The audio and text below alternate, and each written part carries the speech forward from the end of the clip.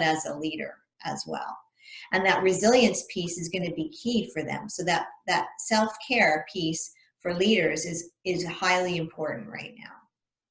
What are some of your go-to self-care strategies, Michelle, that when you're working with executives or leaders, you make sure they establish some exceptional hygiene around?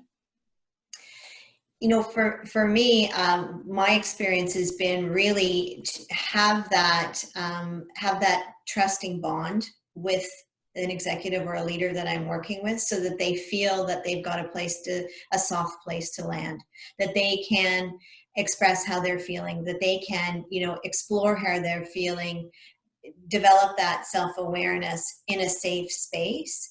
And then I'm a big proponent of emotion follows motion. So, getting them to talk about what it is that they do physically that helps them relax, whether it's walking, running, painting, whatever it is, and adding that into the mix. So it's an awareness piece plus a movement piece. To me, that's the equation.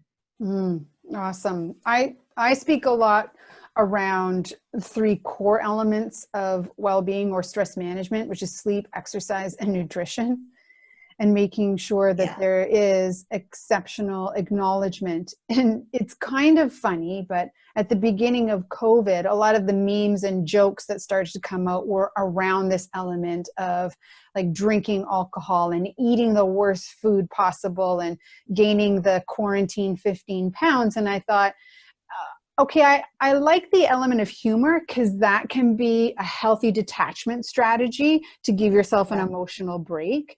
However, there's actually a reality around people making these choices as self-soothing techniques instead of paying attention to the emotional information, resolving that information in a really healthy way so that their well-being can stay high and their performance can stay high. Jamelle, you mentioned something so I just went, yes, it's the difference between management and leadership. And so I manage myself, I lead others. When we're thinking about organizations and the hierarchy in organizations, the necessity of emotional management within any sort of crisis is that if I'm in a leadership role, I have to manage my own emotional state and regulate and be well. I don't manage other people. I lead other people. And this, I think, is where we connect that communication capacity that is so necessary for the whole to be collectively strong. What do you think about? Well, one of the biggest questions that I get, especially now, I've done a series of webinars specific to emotional intelligence in this pandemic. And one of the questions that I get is, how do I enhance the emotional intelligence of my team? How do I make sure that my team is more emotionally intelligent and managing their emotions throughout this crisis? And my answer to that is always really simple, where you enhance your own emotional intelligence, because the best way to teach this is to be a very clear example. If you want other people to be vulnerable and to express their emotions in the way that they feel, you need to start, and you need to do that. That's your way of communicating that this is appropriate, this is a part of the culture, that this is what we expect and this is what we want. So to your point around dealing with myself first, you must start there, because if you're having a conversation around emotional intelligence, but you're showing up and you're in a negative mood, or you tend to be, dragging things down, or you're being really reactive to what people are saying or doing or not saying and not doing, the conversation is diluted by your action or lack thereof, a clear example of what this really looks like. So the starting point is always, what state am I in, right? What am I experiencing throughout the day? Is it mostly stress? Is it mostly anxiety? Is it mostly fear? Let me just start by identifying and labeling what my emotional experience is. Mm-hmm. That's a skill set in and of itself. And believe it or not, most of us are terrible at it. Mm-hmm. When I say terrible, I mean terrible. Only 15% of the population is actually self-aware, although the majority of us identify as being self-aware. And that's according to the research. So starting there is the best place. From there, now you can decide, okay, how am I going to manage this? I'm noticing I'm going into meetings, I'm very frustrated. I'm noticing that there's a lot of anxiety and overwhelm here, and it's causing me to buckle down and maybe not take as many actions as I need to.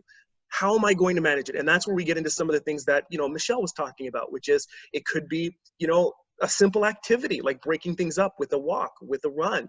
You know what I mean? For me, it's mindfulness meditation. That's how I get back to the center, and taking the action that you need so that you're in an appropriate place yourself. Mm-hmm. When you're in an appropriate place yourself, now we can start to have the conversation around demonstrating emotional intelligence, and then after demonstrating, speaking about emotional intelligence. I think that's brilliant. And, you know, that's where trust is built with your team too. If you can really get a hold of how you're feeling, dive into that self-awareness piece. And sometimes it has to do with emotional literacy too. We don't even know what to name our emotions. You know, when we're really trying to identify, how do I really feel? Because there's some emotions that, they cross over each other. So, you know, one could feel like another. And so that emotional literacy piece is important in the whole self-awareness, understanding of how we feel. And then once you understand that, just as you described, you are better able then to, you know, remove that piece from yourself and better understanding others. So you know where you stand. You can now, you know, better help to understand others. And that's where trust is built with your team. So once you build that trust with them, your credibility, you know, the trust equation, trust equals credibility plus reliability, and plus intimacy. That's the whole equation. You know, you've taken your self-orientation, I'm going through all of this, it's so terrible for me, out of the picture, because you understand exactly how you feel, and then you're able to create trust, credibility, reliability, and intimacy with your team. And I don't know how just to many. build off that. Mm-hmm. Please go ahead, Teresa.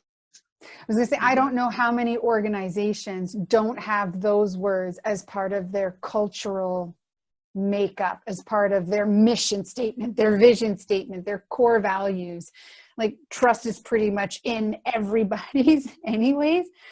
And yet the emotional literacy, the emotional self-awareness, the emotional management that's required to create climates of trust doesn't exist. And yet they expect trust to exist anyways. It's a little bit of a dichotomy of like what we're saying and doing does not match the climate that we're trying to create. And a little bit of a scratch of the head going, I wonder why that is. Well, we know why that is. Yeah. And if I'm not willing to model my own vulnerability with my employees, I'm not going to garner that trust. No matter, you know, how many times we have it in our mission statement, it's just not going to happen because people are not going to see me walking the walk. Absolutely. And we have to realize when it comes to, you know, mission statements and values and all that, those things are real. They're just words. They're just conceptual ideas that we post up. Really what those words are supposed to do is they're supposed to create some sort of behavioral change. Any kind of professional development, personal development, leadership development is about behavioral change. Essentially, you want for someone to show up and do something differently. If nobody is doing anything differently, then nothing is happening and nothing is changing. And so when we think about it through that lens, we have to understand that behaviors have been conditioned, right? These are the same behaviors and routines that we've done every single day, sometimes for the last 40, 50 years. And now you're basically saying that you want for me to do something different. Maybe it's according to a mission statement, vision, values, whatever the case may be. And so when you look at it through that lens, you start to understand that any behavioral change, and the core of behavioral change is emotion, because we act out of our emotions, we act out of what we feel, is going to take time to develop and cultivate. It's like if you have never been to the gym a day in your life and you are 300 pounds, when you take 3 steps, you break a sweat, right? If you're walking into the gym for the first time, you've got to understand this is going to be a journey. This is going to be a marathon. This is not going to be something that you can just walk in and suddenly you're going to walk out of the other end of the gym, this fit, version of yourself, right? And so we have to think of emotional fitness the same way that we think of physical fitness. It takes time. You have to develop a lifestyle, a dedication to actually learning what it is that you're feeling. right? And it's through that eventually you start to be able to manage your emotions in a more effective way, and you start to become more emotionally fit. To Michelle's point, right? This is a question of emotional literacy. Why do we have regular literacy? Why are people able to read and write? Well, it's because we have educational systems that have been put in place to create that literacy. Right. We don't have the same systems in place for emotions. I hope that we will at some point, but we don't. And so it takes more to recondition those behaviors and to give people this skill.